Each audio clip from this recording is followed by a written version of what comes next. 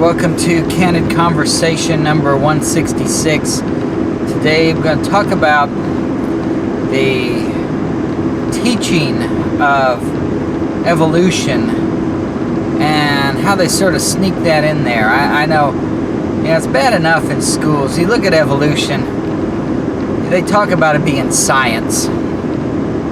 And there's no science. Science means knowledge. 1 Timothy 6:20, Paul tells Timothy about oppositions of science falsely so called. So you got these people who are scientists, scientific knowledge and everything. We sure are smarter than everybody else used to be. They're not smarter. 2,000 years ago, when Paul wrote Timothy, there were still oppositions of science, falsely so called, 2,000 years ago. And that's what we've got today. They say they know this stuff out here. How did they know what's going on out there? I mean, God says that the sun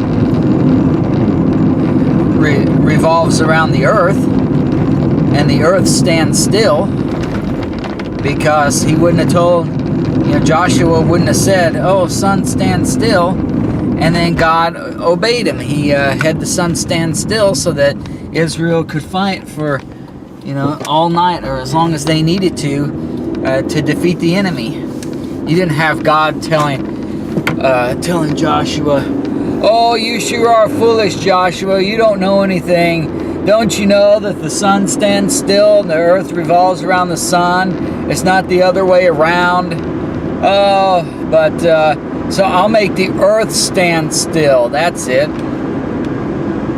See, I have such motion sickness. I get, if the earth is spinning at 600 miles an hour or whatever they say, there's no way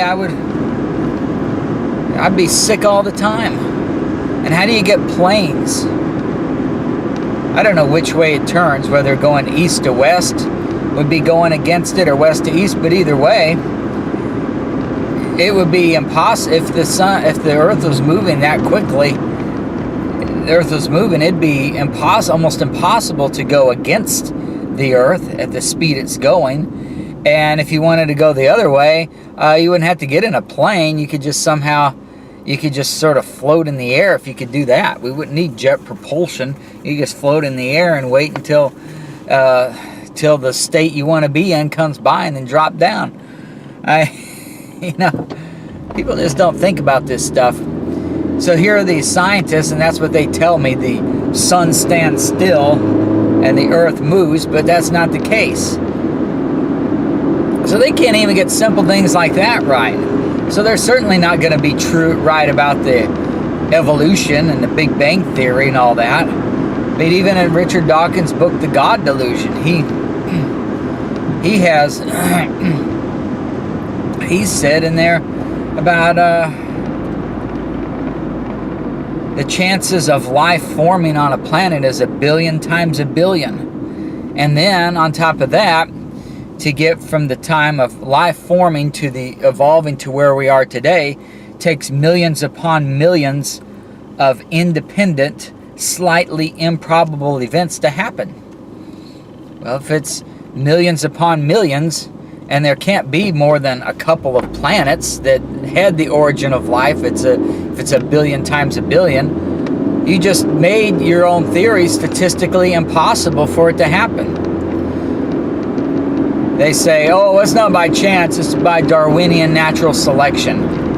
Well, what's the difference? All you did is label it something different. You can call something anything you want to, like that tree over there.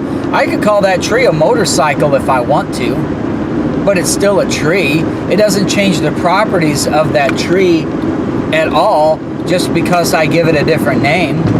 It's the same thing with chance. Chance is just something that happens randomly. There's no planning, no order to it. Just by chance that came up. Like you spin the roulette wheel, and by chance your number came up.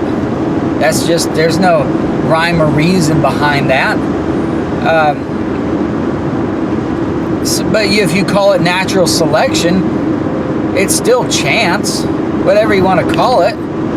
Because if there's no God who made the earth, then it's not, you know, there's no planning, there's no design, there's no designer to it. It just happened by chance. And so you try to expect me to believe that, first off, life started only a billion times a billion chance, well, one with 18 zeros behind it, for life to take place, and it happened, and then millions upon millions, so these 4 million separate interactions took place, separate, each one less than a 50% chance of happening. I don't know how he gets these numbers. I think the numbers are, the chances are a lot less than what he puts out there. But even what he admits to, he's already admitted his theory statistically impossible. That's not science, that's not knowledge, that's stupidity is what it is, believing that. And what gets me is that kids going to school are taught this from an early age. It's just assumed that the earth has been around all these hundreds of millions and billions of years, that the earth has been around here. Your own theory, your own proponent of the theory has already admitted that it is statistically impossible for this to happen. And yet we spend a great deal amount of time and a great deal of taxpayers' money telling our kids that this is true.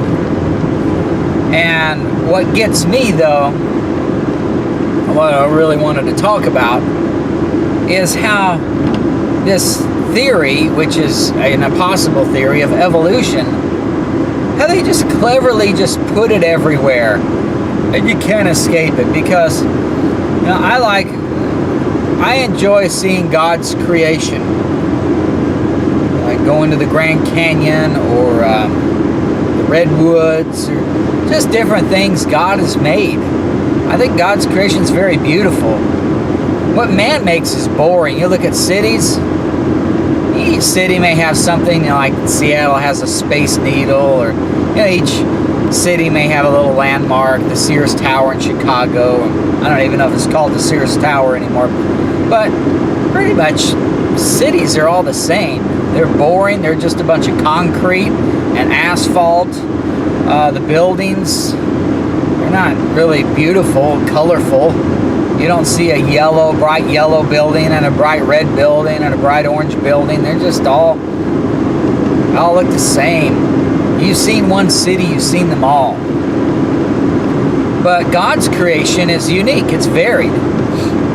Here in the South, it's not as developed as much, so you have a lot of trees. And you'll see, especially in the fall when the leaves change colors, you'll see the different colors of those leaves. And then you got some that are, you know, like pine trees that are evergreen, and so they don't change colors, and that's a difference too. So you look at the trees; they're green most of the year.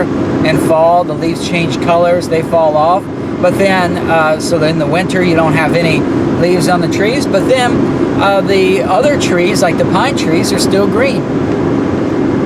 And you look at the different rocks God made, different colors, the Bryce Canyon, Zion National Park, Grand Canyon, a lot of places over there in Utah and Arizona has some beautiful rock formations. You look at the things God made, like waterfalls, you know, just, you could go on and on about the beautiful things in nature. It's such a variety.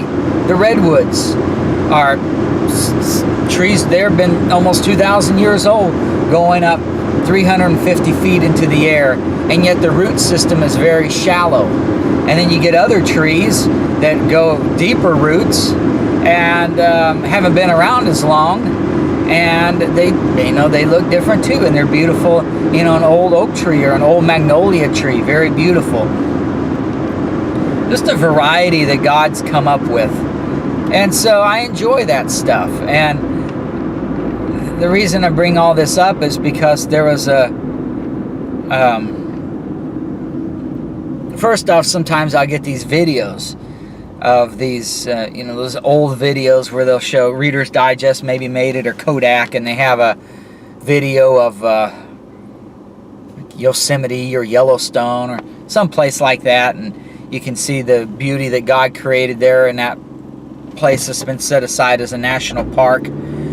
And you watch the video, well, I just want to see God's beauty. But yet, half the time, because man doesn't like God and doesn't want to recognize God and doesn't want you to worship Him as Creator.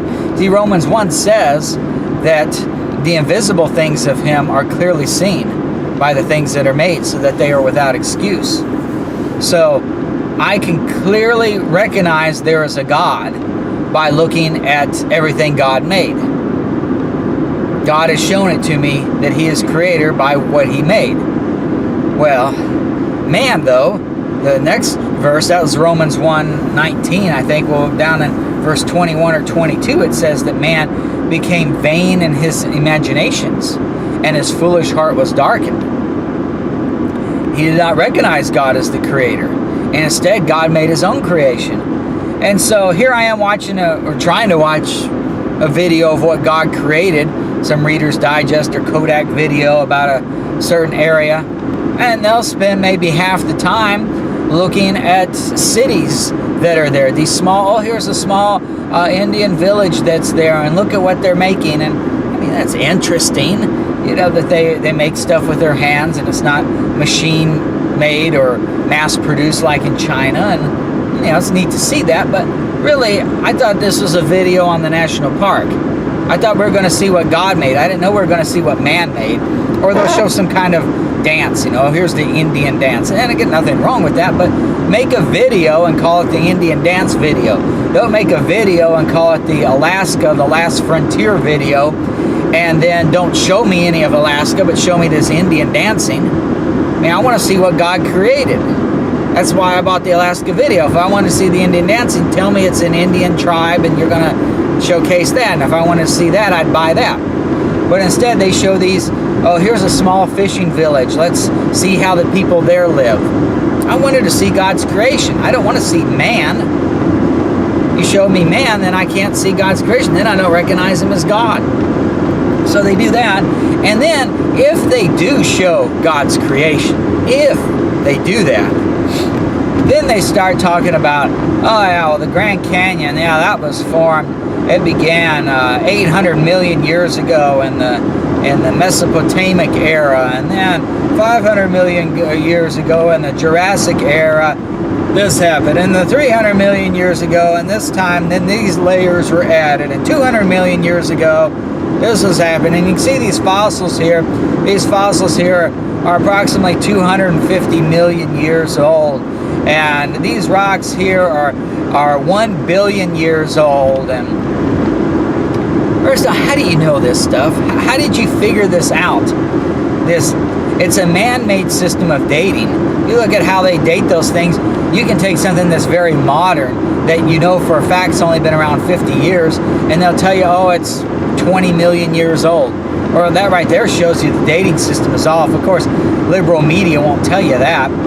And so here I'm trying to enjoy God's creation, and you stop looking at cities and what man was building, so I finally get to see it, and then you ruin it by telling me all this evolution stuff. That was already statistically impossible for this to happen.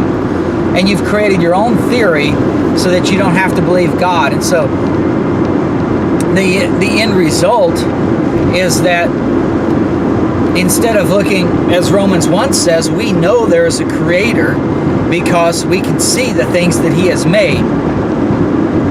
And we can recognize Him as creator. But instead, man becomes vain in his own imaginations and takes away God, introduces evolution.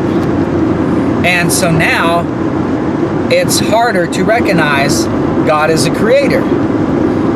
I've spent a few years living in the Redwoods in Northern California. How could you not recognize there is a God when you live there? I mean, if you live in the heart of New York City, you probably see about the only thing of God's creation you see is an occasional bird. You don't see trees. You don't see, I mean, you see the blue sky, I guess, but you don't really see anything else God made because it's just concrete. It's just what man made. You're in the middle of this huge city. I can understand people there being duped by evolution. but not out in the redwoods. The city I worked at there had a population of 28,000 people, and you would have to drive 3.5 hours from that city to find a city that was bigger than that. I mean, this is rural. People think of California as cities and crowded, and yeah, a lot of that is, but up there in Northern California, it's country out there. And so every day I see God's creation. I see the beautiful redwoods. I can go down just a few miles down and be right there at the ocean. I can see the rocks there by the ocean. I can see all the trees that God made. I can see the dirt. I can see just all the beautiful things that God made. And yet that area is one of the most liberal places you'll ever find. And you think, how in the world could that be liberal? I can understand New York City, but how could the redwoods be a liberal area? Well, it's because they spend time looking at creation there, but instead of attributing it to God, they attribute it to evolution. And so it's what Romans 1 says, their foolish heart was darkened. And what really brought this up for me, and the reason I'm making this video, is because 2 days ago I was watching, there's a show called Rock the Park. It's on ABC's on Saturday morning, and I think it's been on for about 3 or 4 years now, where these two guys are supposedly going to every national park in America and showing that. I thought, that would be the coolest thing, to be able to go around and to see God's creation and not have to pay. I mean, usually I gotta pay. If I go to a national park, it's expensive to fly there, get a hotel there, the food and everything. I can afford a trip like that once a year, if I'm lucky once a year. I'm never going to get to see all the national parks. I just won't have the time and money to do it. And these two guys, young guys, while they've got the energy and the ability to walk around, they can go to every single national park, get paid to do it, and then have great video footage. They don't have to take it themselves. The cameraman does it. They got great video footage of them in this park. I mean, that's like a dream come true to be able to do that. To me, that's better than winning the lottery. And so I thought, that's great. So I was watching the episode, and here it is. And I thought, I'm going to see God's creation. Here they are promoting this liberal agenda again. They're saying 100 million years ago, the rocks did that. And I thought, you know what? It's a good thing they didn't ask me to do that, because I would have been fired before the first episode is over, because they've been telling me, well, you got to say 200, here's the script, say 200 million years ago this happened.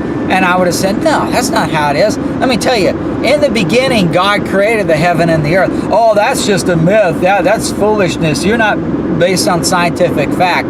Oh, really? Well, that makes a whole lot more sense, God's creation, than your theory of evolution. Even your own biggest proponents of it admit that it's a statistical impossibility. And yet you won't let me say creation. Creationism is shunned. Stein, what's his name? The Jewish guy. He did a video called Expelled. I think about it long enough. His last name was Stein. And his first name, boy, I can't think of it. But anyway, it's this guy who did a video called Expelled. And he's got people they were well-respected scientists who have written things believing evolution or taught that, and yet they teach, and yet maybe they lose their job as a professor. They're tenured, and they lose their job as a professor because they dare to mention that creationism is a possibility. They didn't say that this is truth, this is gospel. They didn't get up there and start reading Genesis 1 and saying this is how it is. They just said, hey, I'm a scientist. I look at this, and creationism, that's a pretty good theory. We should at least give that equal time to evolution. Immediately they lose their job. All the research they've done and all the things that they help the scientific community with, all of a sudden they're expelled. Right there, that shows you the lies of evolution, because if it was true they wouldn't mind a different theory. Like, I've been going through the God Delusion book. I know it's lies.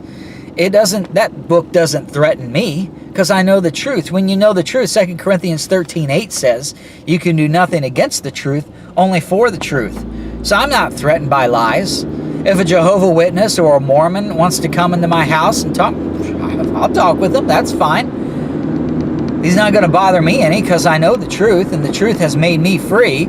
So I'm not going to believe his lies, and it gives me an opportunity to share the truth with him. Who knows? Maybe some of that will sink in, and 20 years down the road, they might say, hey, that guy that I thought was crazy, giving me Bible and scriptures, he's not so crazy after all. So I'm willing to do that. But the evolutionist, when you start even mentioning creation as a possible theory, you're not bringing the Bible out. You're just saying, yeah, well, I'm a scientist. I'm trying to see the truth. And, creation, it's, there's some points that we need to listen to. Oh, you're banned. Yeah. Oh, separation church and state. Yeah, you can't be teaching evolution. You can't be teaching creationism. You got to teach evolution, separation of church and state. That's a religion. How is that a religion? I'm just trying to find the facts. I didn't open my Bible. I didn't talk about God. I'm just saying it's a possibility. Let's examine that. It shows that right there, that shows the reaction shows that creationism is true because of the reaction to it. But so I'm watching this Rock the Park, and that's what they're doing, this canyon, they were talking about rivers this last Saturday, and they got these rivers, and they're at this river. Yeah, this canyon was carved, and this river came through it 100 million years ago. And I'm thinking, I just want to see the river. I just want to see the trees. I just want to see God's creation. Why have you got to ruin God's creation with this liberal propaganda? And so now the people who could, by chance, believe there is a God through all the lies in the course of this world that Satan has all these people under, they have the opportunity to actually see the Creator God through the things that He's done, because they live in a city and they don't get to see all this stuff, and now they can see it on TV and say, wow, creation is awesome. Yeah, there must be a God. And you just squelch that chance by indoctrinating them in your religion of evolution. And so then that gets me mad. But it's not just that.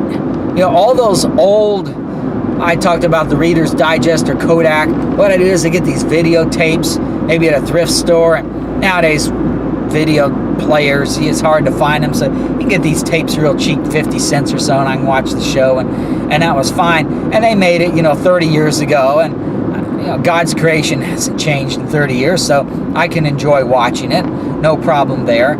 I don't need the updated modern version of the park. But the thing I noticed with this Rock the Park now is they've gone beyond that. It's not just showing evolution. Now they got to have with their liberal New Age stuff, because in this same episode, they went to Japan. Now, first off, they said that this show was all about showing the national parks all over the United States.